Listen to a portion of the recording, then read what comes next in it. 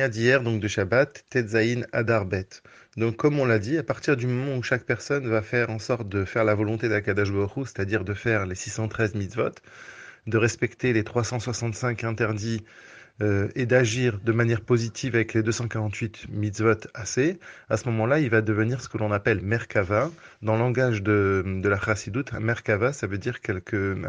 une personne qui est capable maintenant d'être vraiment complètement au service d'Akadosh Baruch Hu. De même qu'un chariot, Merkava veut dire un chariot, de même qu'un chariot a la capacité de véhiculer une personne ou bien de la marchandise d'un objet à un autre, eh bien à ce moment-là, le juif va devenir lui le vecteur qui va faire que Hachem va pouvoir être conduit d'un endroit à un autre, c'est-à-dire que Hachem, qui normalement n'est pas dévoilé, va devenir dévoilé. Et ça, si chacun d'entre nous le fait,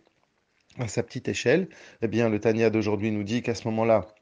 quand Mashiach viendra, à ce moment-là, tout le monde pourra voir la présence d'Akadosh Baruch Hu dans chacune des parcelles de ce monde. Et à ce moment-là, il n'y aura plus du tout d'impureté, puisque l'impureté, ce qu'on appelle les shlosh kipot atmeot, la klipa qui est complètement interdite, elle tire sa vitalité, elle tire sa source de la klipat noga. Elle tire sa source des choses qui sont permises. À partir du moment où on a remonté, où on a réélevé tous les objets qui sont permis, et on s'est complètement coupé de l'interdit, et à ce moment-là, on arrive à la situation qu'il y aura quand Mashiach viendra, c'est-à-dire que l'impureté sera enlevée, le mal sera enlevé à jamais, et il n'y aura plus de possibilité à ce moment-là de faire du mal.